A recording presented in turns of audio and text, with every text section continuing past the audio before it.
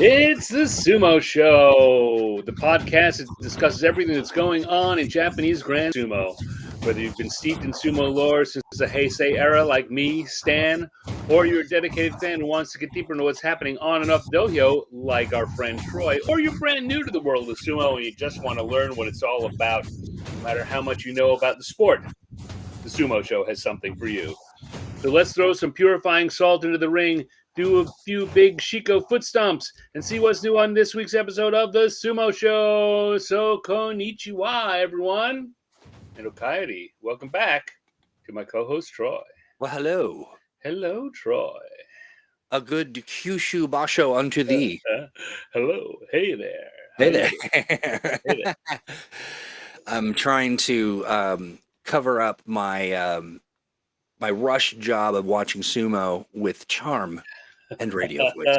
Well, you know, with the power outage, I had to do a rush job.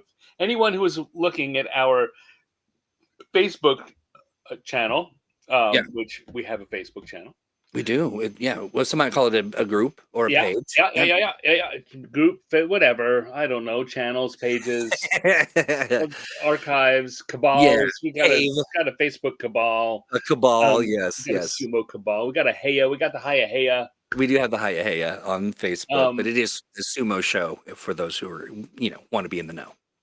Yes, but as I do during each of the bashos, I have been posting every day after I finish watching. I post a link to Kintama Yama's video and my little write-up of how things are going in the morning. But of course, we had this bomb cyclone here in the Pacific Northwest. That's what they're calling it, a bomb cyclone. It just seems hyperbolic. Well, I mean, we could make the show about that. It's That's for our other podcast, Weather Today. Weather. That's right. It's the weather show. How's the weather today? But so I didn't. I was out of power for the better part of 2 days. Yeah. And so I wasn't able to watch, and I wasn't able to post about it, and so I had to do a catch up. I had to just cram a lot of sumo in at once. So as you were kind of saying in our warm up before the show, which day is which? I don't know. It was all Thursday afternoon to me. Yeah, for me, it's all like highlights, and I'll try to recall. I have taken some notes, as I said. It was like, we'll get into it in a minute, but yeah. So hey, just the other thing to make sure people are aware of, and if you're watching us on Facebook, you're not, because we're not broadcasting to Facebook anymore. No, if you're watching us on Facebook, you're not watching us. We're still on Twitch, and of course on YouTube, which is really kind of where we want to make our home, our official space. So the best thing you can do, honestly, is let's see which one it is. I think it's this one. Is make sure that you are that you subscribe, that you like, that you share, and that you watanage that bell. Watanage! Get it. You're gonna overarm throw that bell right out of the ring. You know what you want to do? You want to tsupari that bell. Oh, see, I was trying to find the best one. Yeah, right. Yeah. But maybe we'll move through some other moves. Some other finishers. Right. You want to yotakiri that bell. Right. That's right. Just force it out. Just force it right out. Grab it by the belt and force it out of the ring. Yeah, because then you'll be one of the first to be notified when we're going live. Like this. That's right. And you'll be very happy to know, because this is a great program to watch if you are, let's say, new to sumo. Maybe you are not so new to sumo. Maybe you've got some opinions about sumo you'd like to share. Yeah. Stan loves to get into fights on the internet. No, I'm kidding. Oh man, I am so aggressive. Yeah, very, very the opposite, which is nice. So we can, it's kind of a safe haven for people who want to share some thoughts and get some, some reaction that is measured and kind and, coming from a place of inclusion. So if you don't know a lot, it's a great place for you. If you know all of the sumo, another great place for you, because that's what we're doing, sharing sumo info. Sharing the sumo. So one of our regulars, or a couple of our regulars, Linnea and Dave, were out of town for a family event. And apparently I guess they don't get NHK World on their home TV because they were just watching the TV in the hotel where they were staying at, Huh. and they got to see the NHK Sumo Daily Wrap Up Show as Oh, they play that on NHK. nice. Okay. Where were they at? They were somewhere in the Just like Midwest. I see a bonus channel on the hotel. Yeah, yeah. Yes, nice. I mean, NHK World, if you get, depending on who your cable provider is, that may be one of those mid to high number level channels that they put in, or a Or lot like of a what sports system it's package not. or Yeah, something. Yeah, yeah. but this is a lot of. I've been to a lot of hotels where it's part of their package, and I think probably because they get a lot of Japanese visitors, so they want to make sure that there's at least an English language Yeah. NHK channel for them. Yeah, I bet. Yeah, interesting. I would never have thought to check, and now I will because I care more about it now than I ever have in the There past. you go. That's funny. Okay, cool. A little hot tip for you when traveling. Look for NHK on your For the NHK World. only here on the Sumo Show. Or if you're watching this show and you didn't know it, check maybe your local cable provider. Maybe it's one of those channels that is in the area you never scroll through because you get Gosh, 890 channels. I've cut the cord so long ago. I just Yeah. never. I just so maybe I don't know. Yeah, a good tip for those who might be Yeah. on the cable still. But. I don't have it either, but Well, there you go. but I know it exists. I understand that cable is a thing that some people still have. It is indeed. It is indeed. All right. Well, we've got a full 7 days worth of sumo to get through I here, better dig in. so maybe we should dive on in. Yeah. All right. Well, this day I have a note that says the hairiest men in sumo, but I know I don't know what order that came in. I'm talking about, of course, Roga and Takayasu. Well, let's see. Let's start by coming over here and Yes. looking at this is where things stood. Entering day 7, this is where it stood. Last we saw, Hoshoryu and Onokaso were undefeated heading to the middle weekend. And Kotosakura and Takanosho, Mitake Umi, and Gonoyama were tied for second place. Nice. We're very happy to see all three of our Ozeki are there in the top 3, right? The worst is Onosato with 2 losses. Yeah. Which we've been complaining for a year or more about the Ozeki not showing up and representing. Right. And being the leaders, and it's really changes the feeling of a tournament to have the Ozeki be in front. Right? It doesn't feel quite as Wild West. You kind of feel like, all right, the best guys are in the lead, and if you want to hang with them, you've got to be the best too. Oh yeah. Well, Hoshoryu has unleashed the fury. Yeah. And yeah. Hoshoryu, like in week 1, we started off talking about the fact that the 4 previous tournaments he'd lost on day 1. Yeah. And he'd lost twice during week 1, and he hasn't really been a factor in the Yusho race in a year or more. Yeah. And I was beginning to get a little dismissive of him, not as someone who didn't have skill, but as an Ozeki who just wasn't going to be one of the leader Ozeki. Right. He was just going, I would say, air quote, he was just going to give us 10 or 11 wins each tournament. Yeah. And that's great. And that's Ozeki level, and that's fine. But he wasn't going to be one of those guys that set the pace. And it definitely felt like you were missing some potential. Like he was just something was off. It was kind of disappointing, right? This year we kept hoping for him to be in the mix, and he just instead of having that kind of fire in his belly, he came out and did through the whole every time I start to say the sentence, like it's very dismissive, and I don't mean it dismissively. Yeah. Right. But he's just came out and did his 10 or 11 wins, and that was great. But this tournament, he's come out and he just looks like a man on a mission. Absolutely. Came out a little trimmer, a little like, maybe more nimble and certainly more dedicated to kicking butt in the ring because Yeah, he's he just, certainly he's come out like he's trying to prove something. yeah. And so here we get to day 7, and he's undefeated. And Onokatsu, who broke my heart in September, Yeah.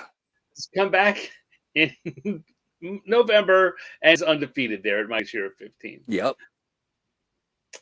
In fact, one of the surprises really is that Onosato lost twice in the first week. He, of course, won the last tournament, and he's had there's only been one tournament since he hit the top division where he got under 10 wins. He's been up in the 11 and 12 and 13 wins, and he's finished second a couple of times, and he's won 2 tournaments.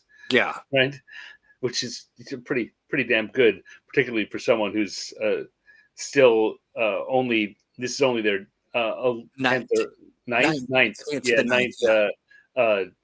top division tournament ever. Yeah. Or a professional tournament ever. So yeah. But he's got feet of clay. He's seeming human. He's lost twice here in this first week. Yeah. And he's still in the mix, certainly, but he's trailing. He's 2 losses behind the leaders. That's right. So that's all, folks. See you next week. No, so let's see what happened on day 7. Let's. On day 7, we go. We've got a bunch of folks here. A lot of names. Onokatsu lost, we see here. The second big lost to Takeru Fuji. In fact, we closed last time, and we were wondering who was going to. I said, chances are pretty good Onokatsu and Takeru Fuji are going to fight. Yeah.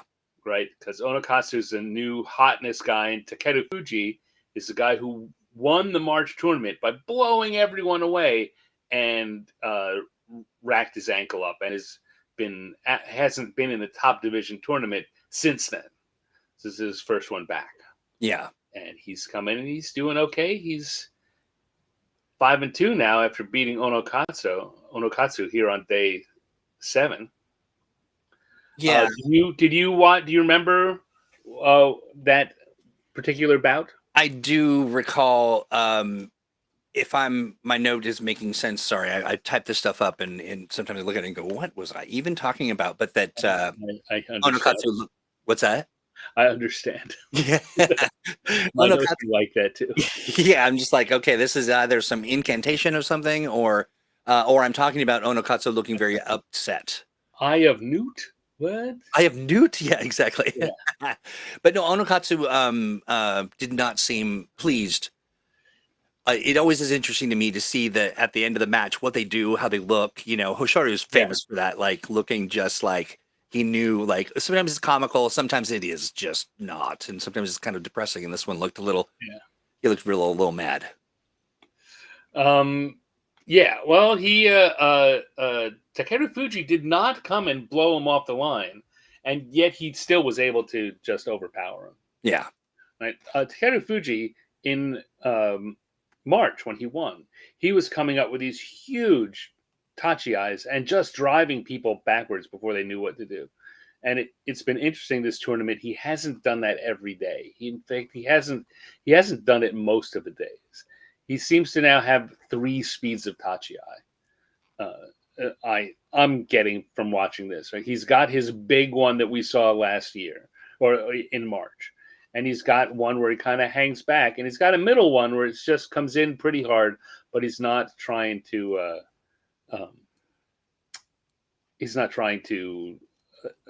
Win in 30 seconds or in 3 seconds. 30 seconds is a long time in sumo. I'm refreshing my memory with a little quick clip watch, and it just seemed like they kind of held their space in the middle of the ring, and then do a lot of grappling, and then down he went.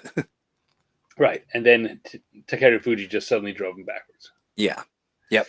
Yeah. So that was an interesting one. I was kind of surprised that Takeru Fuji didn't come in with a big announcement, announce his presence with authority, kind of Tachi there, but he didn't. We look up here. Shishi in the second side. Shishi started off hot, and after this he's lost 5 in a row. He really started 2-0, has. and now he's lost his last 5. What do you think about that? Like, I mean, it just such a, yeah, no, it's a little bit Well, I of mean, like I said when we were looking at the early ones, he's really good. He's big, he's strong, he's got some skill, but he still has a tendency to put his head down and plow forward.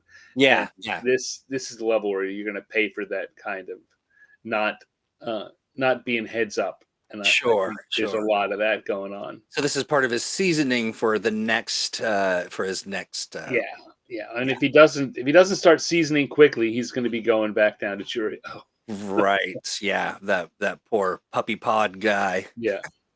Yeah. And you have a note about Oga and Takayasu there, yes. the two Yeah. hairiest guys in sumo. Yeah. I think that they are the hairiest guys in sumo. They are sort of, they're very furry men.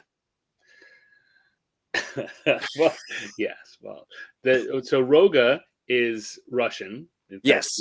and Takayasu is half Filipino. Right. Yeah. We He's talked about. Japanese, but Oh yeah. I mean, I'm not. I certainly am not. I have no. A diary of the hairiest men and where they come from. But it just strikes me, we have to show you some guys. Let's show you Osunodashi, who showed up in some of the 10 years ago videos this week. He was the first. He's Egyptian. He was the first Egyptian, first African rikishi to make the top division. And he both had a. If you worry about Hokuto Fuji and his top, I do. Osunodashi would have given you nightmares. Here's the thing. I don't want anyone listening and watching to think that I've got some kind of concern about, like, generally about hair. I mean, these noticeable moments. So I worry about the top knot because I think about this modern era, people Right. losing, like getting kicked out of sumo because you went bald just seems like such a horrible, bad thing to do to somebody. But also, it's really hard not to notice how hairy those guys are because they stuck together like Velcro and wrestled each other. Yeah. But I mean the interesting puzzle that was Osunodashi was his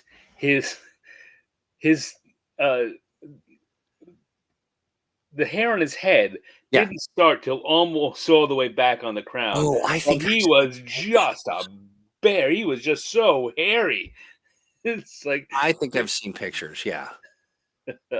What was it? What is his name again? Osunodashi. OOSUN. Arashi. Arashi. Arashi. ARASHI.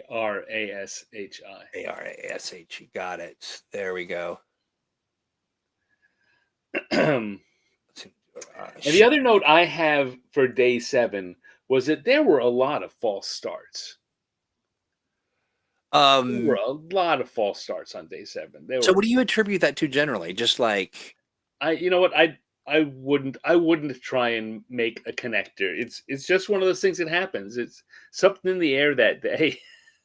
Right. I don't think that there is a common denominator.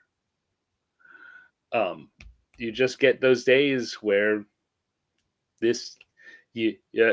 everyone from the east side wins and everyone from the west side loses. Sure. You had one of those days when a bunch of the matches were people not in sync.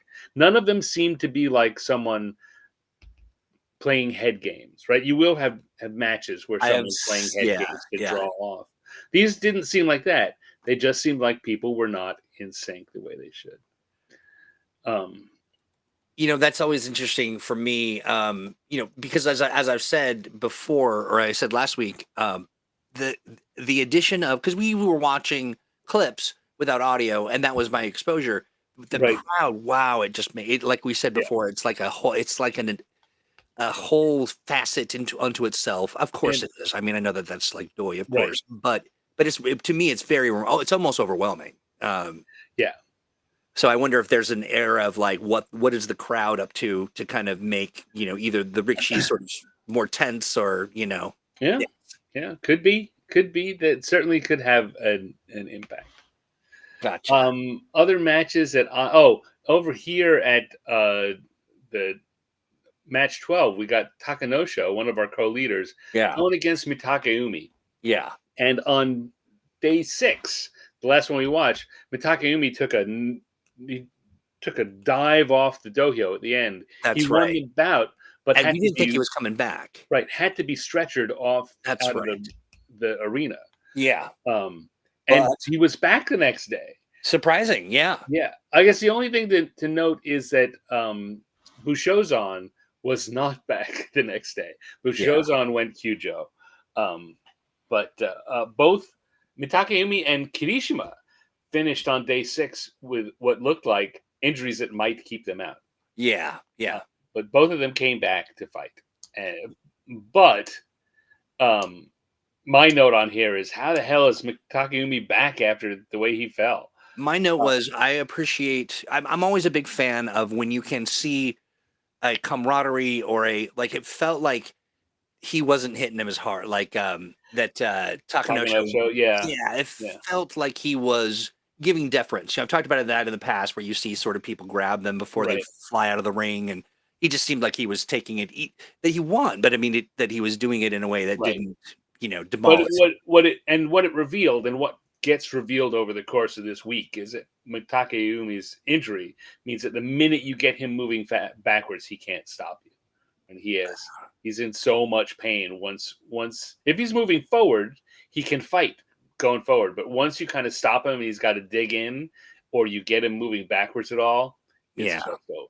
I gotta say, like, I really hate seeing that, and I really, really wish that there was some kind of oversight, or I mean, if we can see it, then surely they know it even more so. I mean, and if the other rickshaw are taking it easy on him because they know it's true, that's already that's just it just changes the whole dynamic, and it's, and I get it. I mean, these men have worked so hard to be where they're at. It could be easy to be blinded by the right. I mean, it's the thing that he's got 5 wins. He only needs 3 more to get his Kachikoshi, and that's the difference. That's what he's there for sure. For sure, it's to try and get 3 more wins somehow. I just don't like it. I just don't. And we saw over this week, and it'll come up probably on a couple of the other days we look at him, how he just gets. You can see it, and how the other rickshaw are going out of their way not to shove him out hard. They get him out and they hold him up and they look at him like, "You okay, man?" And, But he comes back and he's trying hard at the Tachiai. He's trying to drive forward and get a win. Yeah. No, it feels like one of those there, but for the grace of, whatever, Yeah.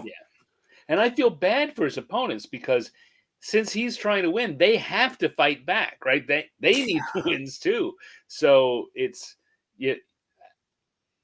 gonna face you, and you're like, all right, well, I guess I got to fight him. But once you start beating him, and you can see that he's in physical pain and can't possibly resist you anymore.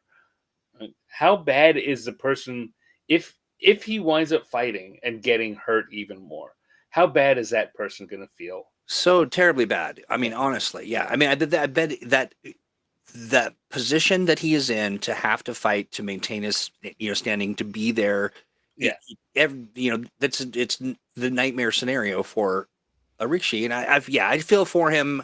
It is nice to see that people are, being. They're being light on him, but it was noticeable for sure, and a little kind of sad. Yes. So I mentioned earlier that Onokatsu lost. We only have 2 leaders, so that means that at this point, at the end of the day, when Hoshoryu fought Abi, if he won, he would have been the sole leader. That's right. But Abi won in I don't know if you remember this in what should have been another false start. He clearly was up and moving forward before Hoshoryu's fists even touched the clay. Very interesting. No, I'm trying to recall. I don't have that specific recollection, but that is yeah. It was often it's kind of egregious. Sometimes they call it and you think, well, it's not really a thing, and sometimes they miss it, and sometimes you get these weird matches where one guy thinks it's going to get called, or sometimes even both of them do, and then it doesn't get called. Yeah. And then they've got to keep on fighting. Yeah. So a question: were we looking at was this the Henka? Is this day 1? Right. This is day 1. This is day 7. Oh, it's day 7. Sorry, that's what I meant to say. Day 7. Sorry. Yeah. So I just it seemed like this was, I have Henka written down, but again, sorry. But wasn't this a Henka? No. In fact, he jumped early. He jumped early and came at him fast and hard. Yeah. And Hoshoryu still almost pulled it off. Abi won the match, but Hoshoryu was scrabbling for a defense. Yeah. But the reason he was scrabbling is that Abi had it was definitely a false start. It was definitely a false start. Right. And it didn't get called. And none of the judges asked for a mono-e. So it doesn't get looked at. Very fascinating. I'm sorry, I'm watching a little bit of the clip, but no, that is I'm telling you, I would never, I don't care who it is, Hoshoryu or anyone, but if anyone were to look at me with that expression on his face, like, murder is coming. He's a man on fire, even, losing. Yeah. Well, I mean, and Hoshoryu, that's what the look is like. Hey, it kind of gets that squint look, and he looks over the judges like, what? Come on. Nope. Interesting. Yeah.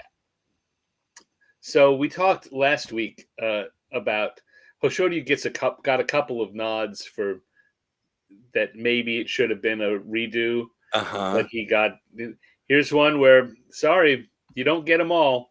This one's gone against you. Yeah. Look it up, Buttercup. I know what I'm talking about. My note, sorry, it's all coming back to me now. My note is about the last time he fought Hoshoryu was a Henka. Oh. Is my understanding of my notes here. But yeah. So I'm clear. I mean, hopefully I'm right about that. If I'm not, folks, it's Stan's fault. Whatever it is. Yeah, sure. Whatever it is. My fault. All right. So that's how things went on day 7, which means that the end of day 7 going into day 8, both of our leaders lost, which means now we've got 4 leaders. Yeah. How that happens. Yeah. Yeah, because they just fall back, and we wind up with Onokatsu and Kotozakura held on to their. Well, Kotozakura, No, he didn't also lose. So there we go. We got Hoshoryu and what was I going to say? I'm going to rephrase that. Let's pretend I didn't say that before. Kotozakura and Takanosho held on, got their wins, and so now they're tied for the lead. Yeah. Got 4 people, and then a big grouping of 8 people behind them with 2 losses. And Onosato now 1 off the lead. See what happens? That's hang in there, you wait and hope for the leaders to fall back to you. Your best sumo, and maybe the finish line comes to you. Yeah, Mitakeumi still up there. Yeah. Even with that loss. And you see that's another reason why he's back there. It's like he's still there. If he can just manage to hold on and not have his leg fall off, he'll be fine. Right. who are other people? Kirishima has 2-5. He came into this one with the possibility of an Ozeki promotion if he could get That's 13 right. wins. Yeah. Right? And he lost his first 5 matches in a row. Oh, it's got to sting a little to be hovering there right over his Right. So shoulder. now, but he still, of course, has to try and dig in and get his Kachikoshis. So he wants to stay at Sekiwake so he can start rebuilding another Ozeki run. Yeah. So he's got to get to 8 wins. Started at 0-5. He added a second win on day 7. Yeah. And so here he comes. Shodai managed to get back up to Komusubi and is just sea breaming it up. That's right. That's right. The luckiest sea bream. So let's see what happened. On day 8, here are what the matches were. Onokatsu came and got a win. Mm-hmm. Looking at my notes here. I didn't take very good notes. So I've been keeping up doing my clip page like I did when we were watching.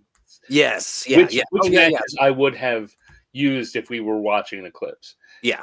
And I usually don't add any other notes, and this is the matches I want, which is bad because now I don't remember exactly why.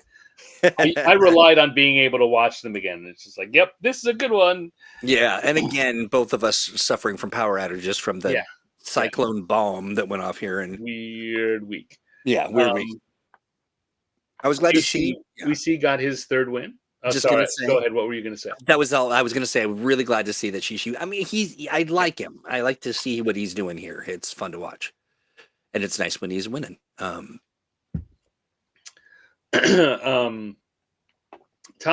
we see lost here on day 8, but he's 4-4. Yeah. This guy just turned 40 during this tournament. He's 40 years old. Yeah, he's in there in the mix. Yep.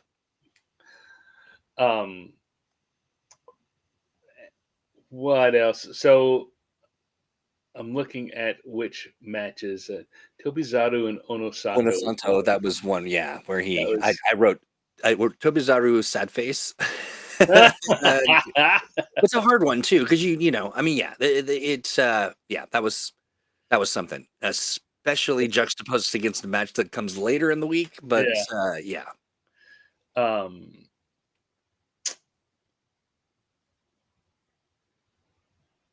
I'm just looking here. I don't really have any clear notes on this day. Abi, of course, ate up Ura. Like some people can handle Ura. Yeah, seems, and Abi's one of them. He doesn't get sucked in, and he knows. Games. Yeah, maybe part of it is that long reach, like his style of keep you away from me. Yeah, Ura's got to get in there to play tricksy. And anyone who just kind of says, nope, you stay out away from me, and I'm not going to monkey with you, as it were. As it were. Pretty well. Sure. Yeah. I also, looking at this, Roga did there was sort of that seemed like an epic match. Was that the one that went on forever? Yeah. Oh, my God. There have been a couple of matches this week that just went on. I mean, it's amazingly long. Yeah. And that Roga and Kota Shoho, by the end, Kota Shoho was so exhausted. Yeah, right. And I thought that Roga, I mean, it looked as though he was going the way of his, prior performance as far as the opening goes. But that was a long one, and he came out victorious, which is nice. Yeah, that was a good match. We had Kirishima and Daisho. Yeah, that was a pretty good match. Kirishima, however, got his 6th loss, which was bad. And he just didn't look like he had a plan, which always bugs me when he's like and that's happening to him more and more. He's just looking like, what did you expect to happen? Right. It looks like his plan was, I'll go out there and hopefully good things will happen. Right. I'll just do whatever it takes. Yeah. Um, the other note I had here, the one note I did take, was it in the flashback episodes. I mean, on NHK during the middle of the bouts, Yeah. there's a little timeout. There's like a 10-minute break, and they will show clips from a tournament. Usually, it's a tournament 10 years ago. This tournament 10 years ago. Got you. Yeah. And so that they have been doing that this time, and often that they're always with big name people. They'll show the clips of the stars that everyone remembers and the good matches, the exciting matches from Yeah. that day. And they had a match. I think on this day they showed three of them, but one of them was Ozeki Kotoshogiku fighting Ozeki Kisenosato on day 8. Mm-hmm. And so I noted there that this might seem strange to you. It's two Ozeki. Usually they fight each other at the end, at the Yeah. end of the tournament. That's when, as we say, the Yokozuna and the Ozeki fight the lower ranked people first, and then they fight amongst themselves Yeah. at the end of the tournament. And we're used to that being days 13, 14, and 15, usually. Yeah. But in this era, there were 3 Yokozuna and 3 Ozeki, which meant that they all had 5 of those matches. So at the very least, day 11 was the latest they could start mixing them up To make sure. to make sure that they all fought each other. Yeah. And they didn't want to do that because they didn't want to leave it that tight, because if someone else was doing well, they wanted the options cycling them in. Yeah. So they Yeah. start having them face each other in the middle weekend, and you wind up very often. You would wind up with matches. I'm going to always talk about you get the marquee matches, the good for TV matches, Yeah. and 1 or 2 of them would almost always be a pair of Ozeki fighting, or an Ozeki and a Yokozuna fighting. Usually not 2 Yokozuna. They save that for the very end. But yeah, no, Koto Shigeku and Kisenosato were both doing very well, both big name stars, and they put them together for a Saturday bout because they had so many other big matches.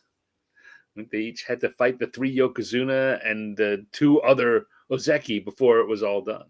Now, because of our, time that we've talked and all of the sort of your eye on that kind of stuff, like how the basho is constructed and, who goes where and what happens as people kind of work their way up the ranks and as they ratchet up the intensity of that match or those matches. So, kind of really test the mettle of the person and kind of how interesting is sort of the middle of the pack and Right. what a sort of either you get polished or cracked, as part of that Yes. experience. It's the one thing that I'm really starting to kind of pay more attention to is just that it's, sort of looking at how the basho changes based on performance, surprises, and all that stuff is it's very interesting because it's also that like the little piece of it is like when they call the win not a win, you know what I mean, like Right. that those moments. It's just very fascinating to me.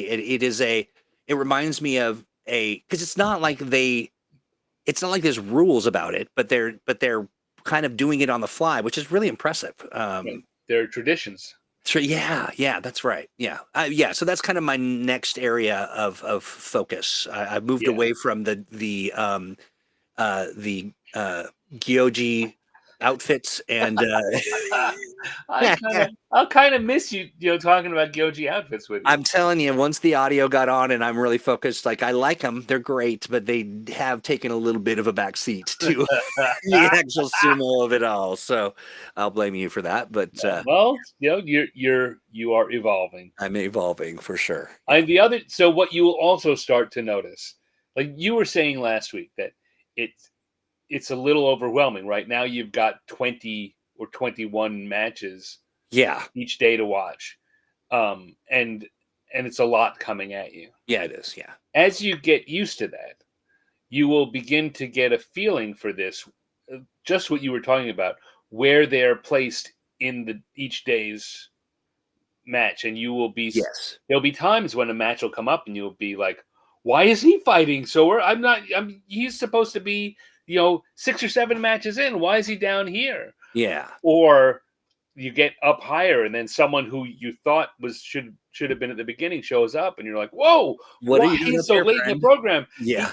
He's doing well. This is why it's a reward for him, Yeah. right? Yeah. Absolutely. Yeah. Yeah. I often will talk about that reward of being rewarded for a good record by moving up Having to yeah fight more later in the punishing yeah. opponents. Yeah. Yeah. But it also means that you're later in the show, and it just changes the atmosphere. It does. It definitely does. Yeah. Yeah. Yeah. So that's kind of where I'm at in my learning. If Yeah. anybody was curious, but yeah. And that sense will begin to sharpen as you get used to watching these. Yeah. Absolutely. Yeah, I will say too. I'm just bummed that I didn't pick Hoshoryu. I'm kind of cheesed about it myself because I thought, maybe I'll do that. And you and I have talked for some time about how he just wasn't doing the thing, man. And we talked about it, for the day 7, but he's been very entertaining to watch. Yeah. Extremely. I'm bummed I didn't go. I threw Onokatsu out after his one bad performance. I know. I'm also bummed that Kirishima's doing so chunky. Yeah, that's the good word for it, chunky. But of course, we'll look at all this when we see the Fantasy Oyakata results. God, I keep forgetting on purpose, I think, who I picked. I'm not number 1. I'm nothing. No. All right. So at the end of day 8, going into day 9, this is how things look. Our 4 leaders all won. I think we had. Let me just scroll back here. Yeah, we had a bunch of 2-losers. A bunch of them dropped down. We're down to only 4 again. Right. But we've got all 3 Ozeki still in the mix. We've got Abi and Takeru Fuji, who is back for the first time after that injury. Yeah. So and Onokatsu, you're killing me. Yeah. So that's doing good. It's looking good. Hey, you know what? This seems like as good a time as any to say, we are one of the things we appreciate about the sumo community are folks like Nato Sumo, who is a renegade. He's a rebel. He's on the run. He also on the run from NHK. He's on the run from NHK, and they are relentless. We unfortunately cannot follow him to all the dark places of the internet to try to find where he's broadcasting, but we can say that the overlays are fantastic. Like, this is one of his pieces, and so we do appreciate him. I don't remember if they took down his Ko-fi. I think they might. We talked about it. I can't remember. They had, but he's put up a tip page. I think it's just a PayPal tip jar. Yeah. So I've thrown a couple tips in the bucket, but we do appreciate his work, and that's why we showcase it, because it's very well done. It is. No, he does. And when we were watching videos, so his were the gold standard because of all the work he puts in on creating graphics. Yes. For the start of each. Each match. And it's really one of the things. Watching in Japan, if you're Japanese, as your Japanese skill improves, the graphics, what they put on, conveys a lot of information. And Nato's graphics actually gives more information than they do on NHK. Yeah. And it's such a good just flashpoint of data about who they are, how they've been doing, and what how they compare to each other, and what you're about to see. And just really, you look at this, and it is immediately clear what's happening and who's kind of moving where and who's out, and all of that stuff. It's really a good. It's great. So we thank him a great deal, and certainly want to make sure he gets his flowers. Thank you, Nato. You're the best, Nato. You're doing the Sumo Lord's work. That's right. Keep on running. Run, Nato, run. That's right. All right, so this was day 9 as it looks at the start, and here is what happened on day 9. Yeah. I tell you what, I did not have a lot of matches. We've had a few days this week where the sumo was just.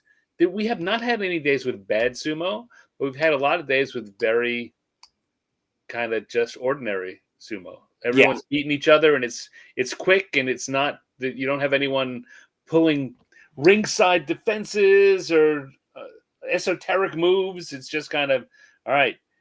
Oshidashi, Yorikiri, Oshidashi, Yorikiri. Yeah. But I do have to say that there was a, the Kotazakura Tobizaru that we're looking at day 9, right? We're looking at day 9. No, sorry. I'm on day 10. So ignore what I just said. It was this was the Tobizaru versus Ura match that I think yeah, that was a kind of surprisingly ordinary. What, you think so? I mean, like, so to me, I wrote down Jedi Mind Trick, where it looked like Tobizaru was holding his, like, kind of like, look at my hand, slap. Like, was that it seemed like it was a very, maybe I'm mixing up my days here again. So apologies, power out.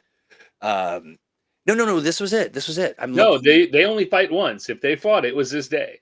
Yeah, no, exactly. And so, so it looks like he's sort of saying, look, this is the hand you want to watch, but the real slap is coming in here. and it seemed like a Jedi mind trick. But it didn't work. Well, it didn't it? I mean, you don't think it did? I mean, I didn't. It didn't strike me that it was particularly effective. I see. Well, he certainly didn't see the slap coming. So, So no, it was interesting to watch, at least from my perspective. I think. I mean, and my recollection is that usually when these two get together, it's a lot of deeks and moves and trying to get each other. And this was kind of a stand in the middle and bob and weave. And Tobizaru got a shot in, and it landed. Yeah, it did feel. And it was over. It did feel to me like it actually felt a little less artful, maybe than I'm used to with those two, and also meaner. Like, it just didn't seem like the camaraderie was as strong as it normally is. I mean, that's just me reading into things, but yeah. Well, I mean, usually I think the camaraderie comes through when they're both pulling interesting moves on each other. Yeah. And at the end, they can go, "Wow, I didn't see that coming." Yeah. Yep. Yeah, exactly. So no, he definitely rang his bell and then rolled him right out. But I tell you, usually when I see these two paired up, my expectation is that's going to be one of the matches that goes onto my clip sheet. Yeah. Well, and I was wondering if this one you thought it was just not on a clip sheet at all. I found this to be, it was just kind of a match. How about Kirishima? Kirishima is the Kirishima match is my bout of the day. That's what I thought. Yeah. It was either that or the other one, but I think I'm overwhelmed by love for those two guys, and so everything they do, it's like, oh wow. So the ones that made it were so Onosato, just because he's not one of the leaders, he doesn't automatically get on. Yeah. But his Wakamoto Haru and Onosato was one of them, and the Wakataka Kage and Shodai. Yeah. Only for for different reasons than. I mean, it was a good fight. I'm surprised, given what Shodai, coming in at 3 and 5, and Wakataka Kage was opposite. He was 5 and 3, and Wakataka Kage, I think, beats him most of the time. So it was surprising that was as good a match as it was. Yeah, I don't have anything to say about that.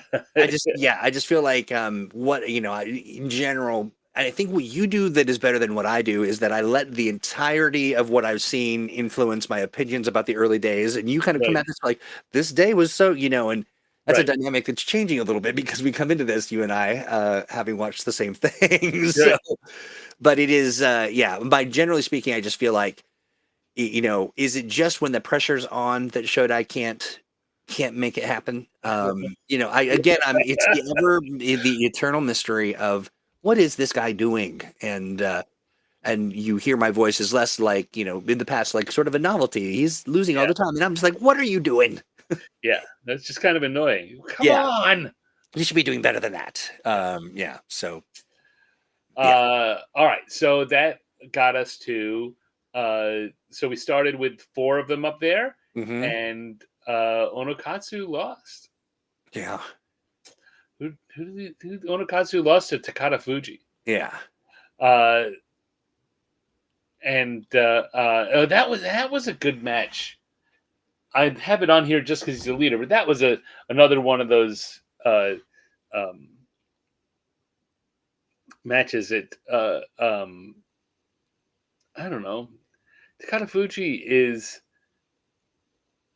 I think he's the second oldest guy in in the uh, uh, in the division now, Yeah. and there are times when he just like he has no neck, and That's and right. he mostly fights in a defensive way, Yeah. but he's he's been around forever, and he's got a lot of skills. And days like today, that kind of shows up. Like, oh, you figure Onokatsu, who's beaten everyone, will just beat him, and Takada Fuji says, "Nope, Nope. I'm still here." Yeah. And look at those poor guys there. Hirodomi and Bushozan. Hirodomi and Bushozan at the bottom there, look in red. Bushozan, Yeah. yes. Hirodomi's just having a unlucky, and then I don't know, things just are not going his way Not enough. lining up. Like Yeah. he's fighting all out like he always does, and it's just not working for him this time. Yeah. Right? Bushozan is, as we can see, since he's got a third number there, he pulled out. This is the third day of him being out of the tournament. Yeah. He was 1-5 when he pulled out. He got a loss for that first day, and he's now had 2 days uh of Not being there. Yeah. of Kyujo, of absence. So the guys down there who are in red are Makekoshi. So it's already determined, Makekoshi. Yeah. And at Maegashira 17, Bushozan is going down to Juryo. Oh, that's rough. But yeah, I mean, it gives him a chance to do some strength building against people that may not be as good, or wrestlers that may not be as good, and maybe he'll bounce up. Does he have a habit of, how long has he been around? Bushozan's been around a while. Gotcha. Yeah, he's been up and down from the top. Yeah. A bit. In fact, I think this tournament he's back. This is his bounce back tournament, so not so good to be injured. No, Going back down. Yeah, that's a long bounce down. Yeah, it's unfortunate. Yeah. We see Kirishima's back in a winning way. 3-6 now. Yeah. Trying to fight back. Again, he's got the added problem of, as a Sekewake, we're talking about at the end of the tournament, he's going to have to fight the Ozeki. Yeah. Fight probably all 3 Ozeki. So that in itself should be 3 more losses. Mm-hmm. Yeah. So he's got to somehow manage to pull it out. Yeah, he's got to win every match. He's going to take a little bit of whatever Hoshoryu's on. He needs to borrow some of that Chunko or whatever. Yeah, so he's got 3. Yeah, and it just seems like so tough for him. He's gotta win. Yeah, that's rough. Oh, all right. So these are the standings entering day 10. Yeah, and we had some interesting matches on day 10. We did, yeah. We did. Look at the list. Jeez.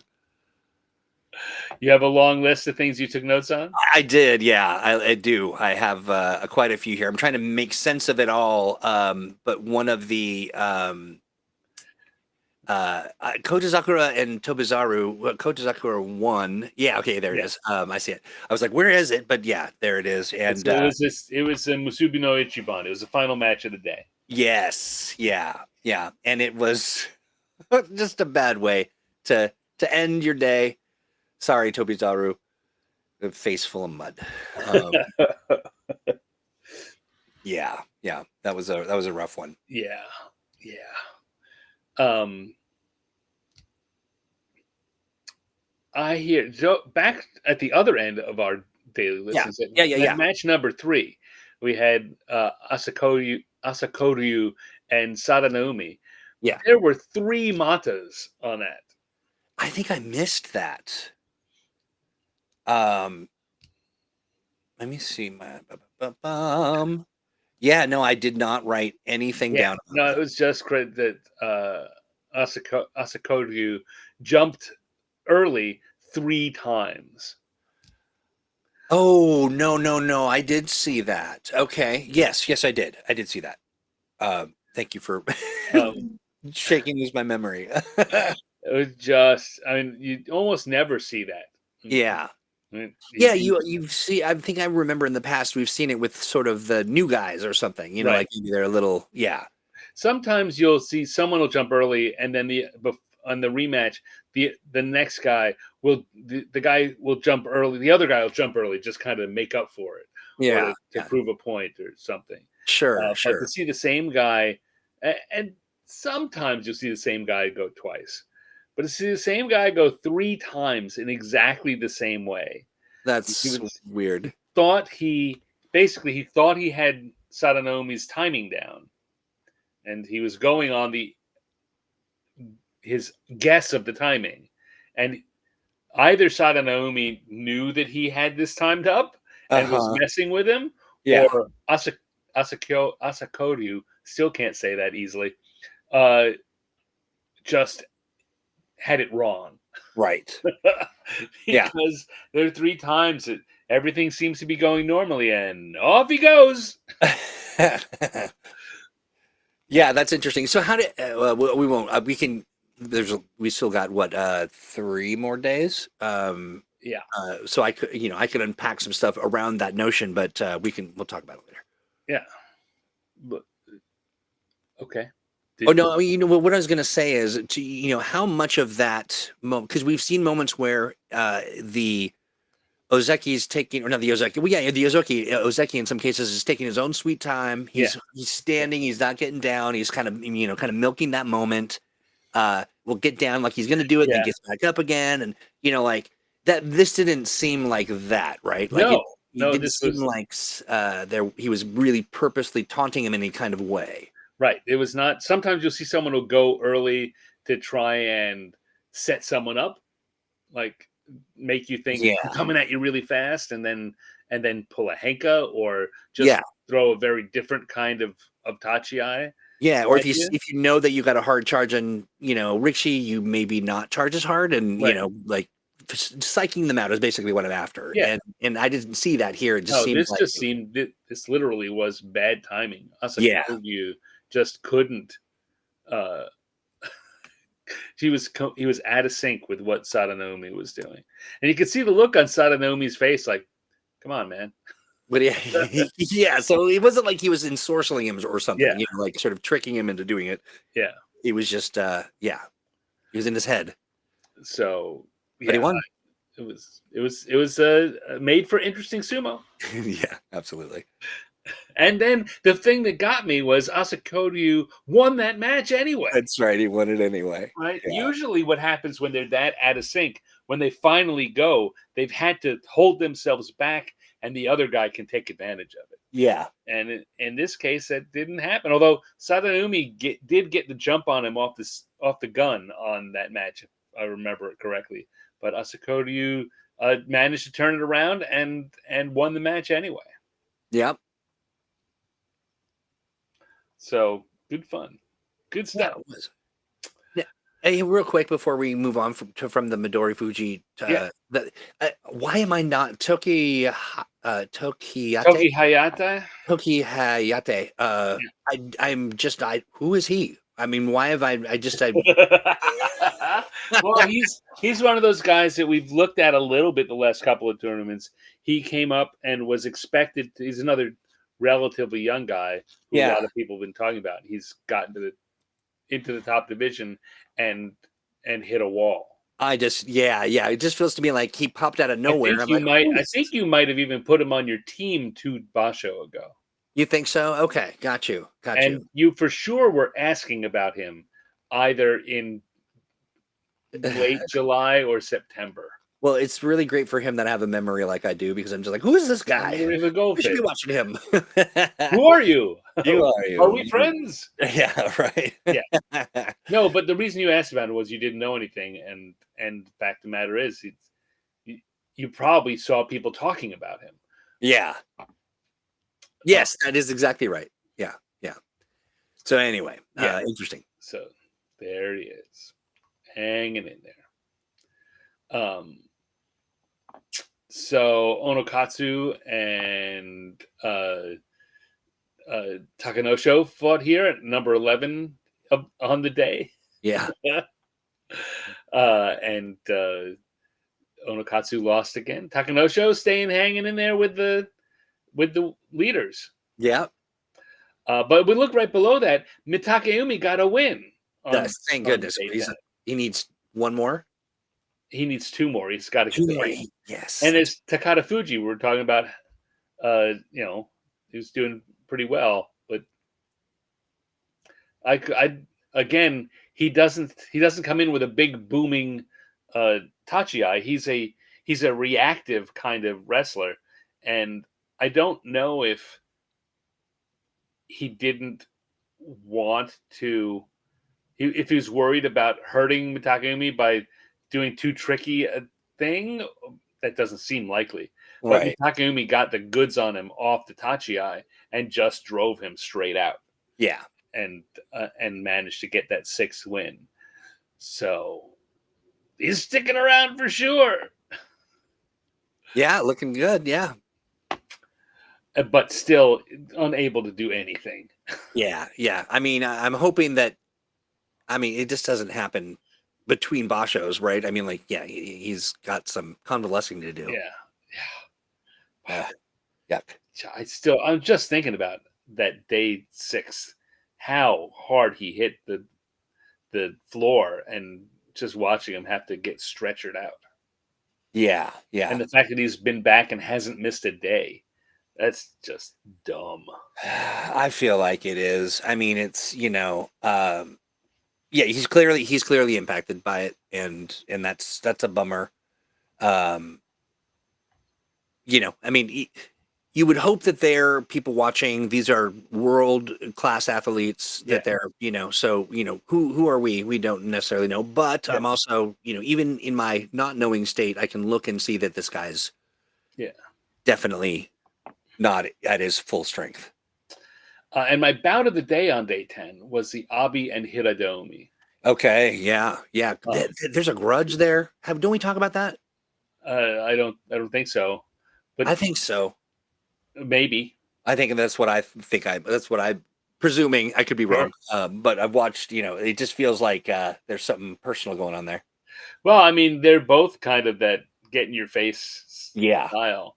They've got the type of personalities that you would think would clash. Yeah, that's right. Yeah. And it's another one that Hiradomi, if I really fought hard and fought close and lost.